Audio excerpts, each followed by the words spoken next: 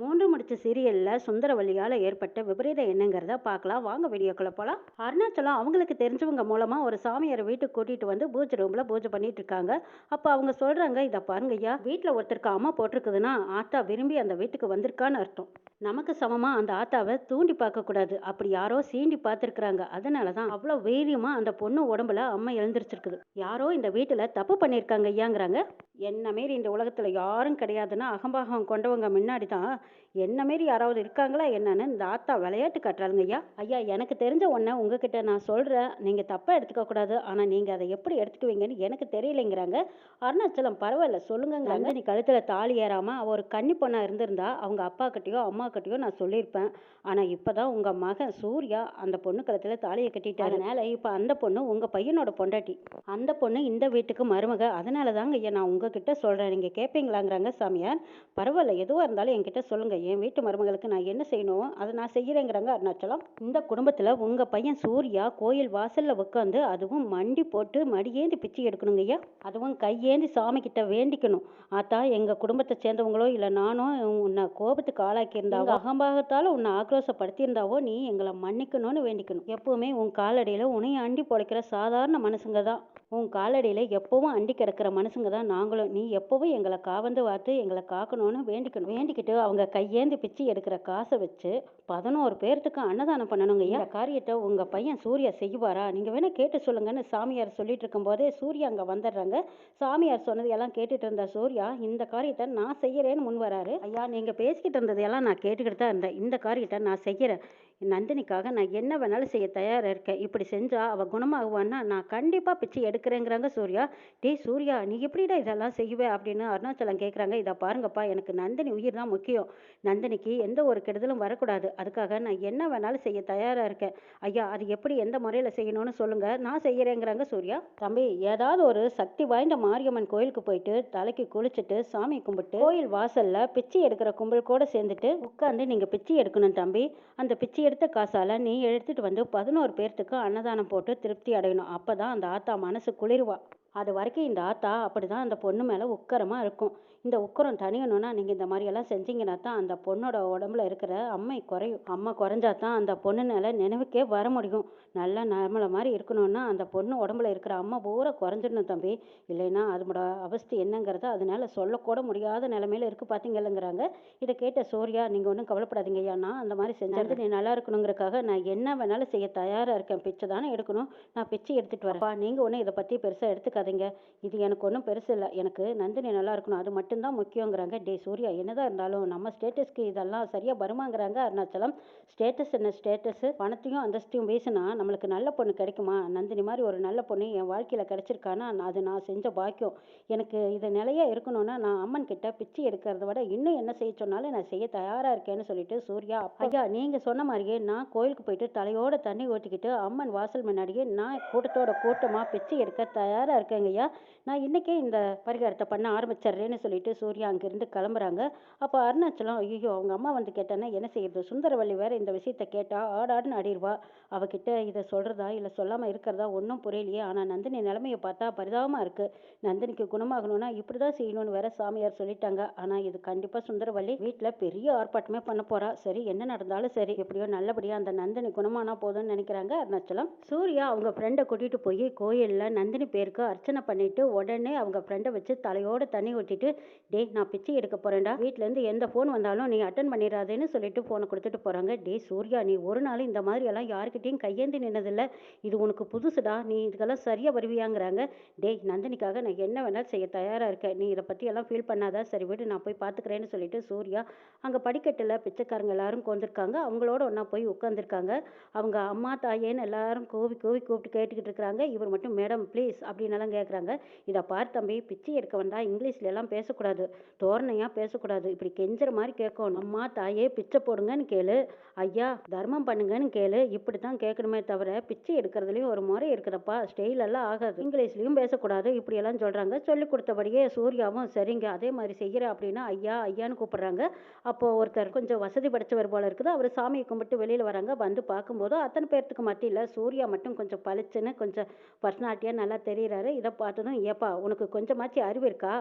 பிச்சை எடுக்கிறோமேன்னு வெக்கமான சூடு சொன்னால் எதுவுமே உனக்கு கிடையாதா? கை காலெல்லாம் நல்லா தானே இருக்கு, போய் உழைச்சி சாப்பிட வேண்டியதானே? பிச்சை எடுத்து தான் திங்கணுமா என்ன? வேலைக்கு கையாலாகாமல் செய்கிற வேலை தான் இது. இந்த மாதிரி ஆளுங்கெல்லாம் இப்படி உட்காந்து பிச்சை எடுத்துக்கிட்டு இருக்கிறீங்களே, அவங்கனால தான் முடியல. ஆனால் உனக்கு என்னப்பா கேடு? நீ நல்லா சாப்பிட்டுட்டு நல்லா தானே இருக்கிற, போய் உழைச்சி சாப்பிடலாமே அப்படின்னு திட்டுறாங்க. இதை கேட்ட சூர்யா, ஐயா தப்பாக எடுத்துக்காதீங்க, நான் ஒரு வேண்டுதலுக்காக பிச்சை எடுக்கிறேங்கிறாங்க. இதை கேட்டதும், ஓஹோ அப்படியா, இப்படி வேற இப்படி சொல்லிக்கிட்டு கூட பிச்சை எடுத்து தின்னுக்கிட்டு இருக்கலாமா அப்படின்னு கேவலமாக பேசிட்டு போகிறாங்க. வீட்டில் அருணாச்சலத்துக்கு ஒரு ஃபோன் வருது. அருணாச்சலம் அந்த வீடியோவை பார்க்குறாங்க. பார்த்ததும் கண்ணீர் வடிச்சுக்கிட்டு இருக்கிறாங்க அருணாச்சலம்.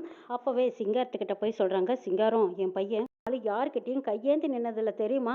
ஆனால் இன்னைக்கு என் பையன் கோயில் வாசலில் கையேந்தி பிச்சை எடுத்துக்கிட்டு இருக்கான். இதெல்லாம் யாருக்காக? உன் பொண்ணு நந்தினிக்காகத்தான்.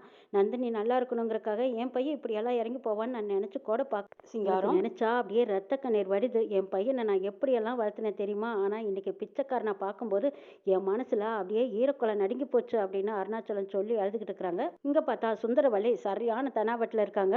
ஆமாம், என்ன காலையிலேருந்து நானும் பார்த்துக்கிட்டே இருக்கேன், நீங்கள் மட்டும்தான் தனியாக அங்கே போகிறீங்க இங்கே வரீங்க, சுற்றி சுற்றி வந்துட்டு இருக்கிறீங்க, முகத்தை ஏதோ ஒரு மாதிரியாக வச்சுட்டு சோகமாக இருக்கிறீங்க. எப்பவும் உங்கள் மகனும் நீங்கள் தானே கூடி கூடி பேசிகிட்டு இருப்பீங்க. அதுவும் இந்த நேரத்தில் உங்கள் மகனை மட்டும் காணா, நீங்கள் மட்டும்தான் இருக்கீங்க, என்னாச்சு, எங்கே போயிட்டான் அப்படின்னு கேட்குறாங்க சுந்தரவல்லி. சுந்தரவல்லி, நீ செய்கிறதெல்லாம் உனக்கே சரின்னு படுதா? வீட்டில் அந்த பொண்ணுக்கு அம்மை போட்டிருக்கு, வீட்டில் நீ நான்வெஜ் எல்லாம் ஆர்டர் பண்ணி சாப்பிட்றது சரியா? பிள்ளைங்க தான் ஏதோ சின்ன பிள்ளைங்க, அவங்க கூட தப்பு செஞ்சால் கூட நீ தானே அதையெல்லாம் சொல்லி திருத்தணும். நீயே இப்படியெல்லாம் தப்புக்கு கூட போகலாமான்னு கேட்குறாங்க அருணாச்சலம். இதா பாருங்க, சாப்பிட்ற விஷயத்தில் யாரையும் கண்டிஷன் பண்ண முடியாது. என் குடும்பத்தை மட்டும்தான் நான் நல்லா கவனிச்சுக்கணும்னு நினைப்பேனே தவிர அதுவும் வீட்டு வேலைக்காரிக்கெல்லாம் நான் அக்கறைப்பட வேண்டிய அவசியம் கிடையாது. உங்கள் வேலை என்னமோ அதை மட்டும் நீங்கள் பாருங்கள். சரி, முதல்ல சூர்யாவங்க, அவனை நான் பார்த்தே ஆகணும். ஒரு மீட்டிங் இருக்குது, கண்டிப்பாக போய் ஆகணும். ஃபாரின் நம்பர்ஸ் எல்லாம் வரப்போகிறாங்க. முன்னாடி சூர்யா தான் அந்த மீட்டிங்கை அட்டன் பண்ணி ஆகணும். இப்போ அவன் எங்கே அப்படின்னு கேட்டுட்டு இருக்காங்க சுந்தரவல்லி. அங்கே தேடி பார்த்துக்கிட்டு இருக்காங்க. ஆமாம், சூர்யா இது வரைக்கும் தென்படவே இல்லையே, அவன் எங்கே தான் போனான்? காலையில் போனவன் இன்னும் காணாம். வீட்டுக்கு வந்தானா இல்லை வரலையா? கண்டிப்பாக வந்திருப்பானே. இவன் இப்படி கிடக்கிறதுனால நிச்சயமாக வந்து பார்த்துருப்பான். விழுந்து விழுந்து உபச்சரிச்சிருப்பான். தூக்கம் கெட்டிருக்குமா? ஒருவேளை அவன் ரூமில் தான் தூங்கிட்டு இருக்கானா அப்படின்ட்டு போய் சுந்தரவல்லி அவங்க ரூம்பை பார்க்குறாங்க. அங்கே காணாம். சரி, அவன் ஃப்ரெண்டுக்கு ஃபோன் அடித்து பார்க்கலான்னு சொல்லிட்டு அவங்க ஃப்ரெண்டுக்கு ஃபோன் பண்ணுறாங்க. டேய், சூர்யா எங்கடா அப்படின்னு கேட்கவும் வேறு வழியே இல்லாமல் உண்மையை சொல்லிடுறாங்க. அது வந்து அப்படின்னு இழுத்துட்டு இருக்கும்போது, டேய் உண்மையை சொல்ல போறியா இல்லை நேராக நானே அங்கே வரட்டுமான்னு கேட்குறாங்க. ஐயோ மேடம், நம்ம ஐயா நந்தினிக்கு அம்மை போட்டிருக்கிறதுனால ஒரு சாமியார் ஒரு பரிகாரம் சொன்னாங்க. அந்த பரிகாரத்தை இப்போ அவர் செஞ்சுக்கிட்டு இருக்காரு. அவர் சாயந்தரம் வரைக்கும் வரவும் மாட்டார், ஃபோனில் பேசவும் மாட்டாருங்கிறாங்க. இதை கேட்டதும் சுந்தரவல்லிக்கு சரியான கோபம் கடுப்பாகுது. என்ன சொல்லிட்டு இருக்க? இப்போ சூர்யா வந்தாகணும், அப்படி இல்லைன்னா நடக்கிறதே வேற அப்படின்னு சுந்தரவல்லி சரியான ஆர்ப்பாட்டம் பண்ணிக்கிட்டு இருக்காங்க. இதை பார்த்துட்டு இருந்த அருணாச்சலம் சுந்தரவல்லிக்கிட்டே எப்படி தான் இந்த விஷயத்த சொல்கிறது, சூர்யா பிச்சை எடுக்கிறான்னு தெரிஞ்சா நிச்சயமா அதே இடத்துல போய் சூர்யாவை திட்டி தீர்த்திருவா. அது மட்டும் இல்லாமல் இந்த பரிகாரத்தையும் தடுத்து நிறுத்திடுவா. எப்படியாவது சுந்தரவல்லிக்கு இந்த விஷயம் தெரியாமல் காப்பாற்றி ஆகணும்னு நினைக்கிறாங்க அருணாச்சலம். சூர்யா வந்தவங்க போனவங்க எல்லாத்துக்கிட்டையும் பிச்சை கேட்டுக்கிட்டு இருக்கிறாங்க.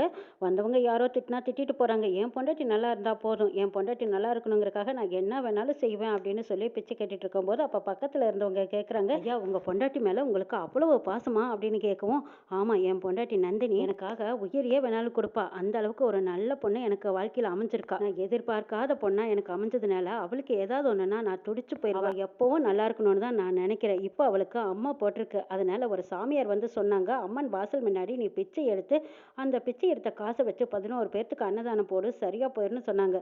அதனால தான் நான் பிச்சை கேட்டுட்டு இருக்கேன். எப்படியாவது இந்த காசு சேர்ந்ததும் நான் 11 பேர்த்துக்கு வயிறார சாப்பாடு போடணுங்கிறாங்க. நீங்க இவ்வளோ பெரிய பணக்காரரு, ஆனால் 11 பேர்த்துக்கு சாப்பாடு போடுறதுக்கு பிச்சை எடுத்து சாப்பாடு போடுறேன்னு சொல்றீங்க.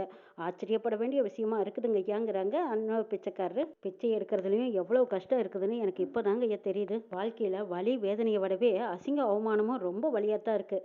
சரி, என்ன செய்கிறது? நம்ம கஷ்டமெல்லாம் தீரணும்னா நம்ம இந்த மாதிரி எல்லாம் செஞ்சு தான் ஆகணும். அதனால நல்ல வழி கிடைக்கும்னா கண்டிப்பாக நான் செய்ய போகிறேன். அதுவும் என் மனைவிக்காக நான் எல்லாம் செய்ய தயாராக இருக்கேங்கிறாங்க. இப்படி பேசிகிட்டு இருக்கும்போது அங்கே சுந்தரவல்லி வந்து கார் நிறுத்துறாங்க. கார்ல இருந்து சுந்தரவல்லி இறங்கி வராங்க. அப்போ சூர்யா பிச்சை கேட்டுட்டு இருக்கிறத பார்த்ததும் சுந்தரவல்லி சூர்யாவை பார்த்து முகம் சொல்லிக்கிறாங்க. டே சூர்யா, என்னடா பண்ணிட்டு இருக்க? நீ யாரு? உன்னோட அந்தஸ்து என்ன? உன்னோட ஸ்டேட்டஸ் என்ன? நீ என்ன கோயில் வாசலில் உட்காந்து இந்த மாதிரி வேலை பார்த்துட்டு இருக்க? மரியாதையாக எழுந்திரி இல்லையா அப்படிங்கிறாங்க. இதை பாருங்கம்மா, உங்கள் வேலையை பார்த்துக்கிட்டு நீங்கள் போங்க. இப்போ நான் இந்த கூட்டத்தில் ஒருத்தனா இருக்கேன். என்னை யாரும் அதிகாரம் பண்ண முடியாது. மரியாதையாக நீங்கள் இங்கேருந்து போயிடுங்க அப்படின்னு சுந்தரவல்லி கிட்ட பேசிட்டு இருக்காங்க சூர்யா. போயும் போயும் ஒரு வேலைக்காரிக்காக நீ கோயில் வாசலில் உட்காந்து பிச்சை எடுக்கிறத நான் ஒரு நாளும் அனுமதிக்க மாட்டேன். இப்போ மரியாதையாக நீ எழுந்திரிச்சு வரப்போறியா இல்லையா அப்படின்னு சுந்தரவல்லி சூர்யா கிட்ட மல்லு கட்டிட்டு நிற்கிறாங்க. அம்மா, என்னோட வேண்டுதலில் நீங்கள் தலையிடாதீங்க. இப்போ நீங்கள் போக போறீங்களா இல்லையா? எல்லாத்துக்கும் காரணம் நீங்கள் தான். வீட்டில் நந்தினிக்கு அம்மா போட்டிருக்கிறதுன்னு தெரிஞ்சிருந்தும் நீங்கள் நான்வெஜ் எல்லாம் வாங்கி சாப்பிட்டு தான் அந்த கடவுள் உக்கரத்தில் இருக்கிறதா சாமியார் சொன்னார். சாமியோட கோவம் தணியணும்னா நான் பிச்சை எடுக்கிறேன். நந்தினி குணமாகணும் எனக்கு முக்கியம்.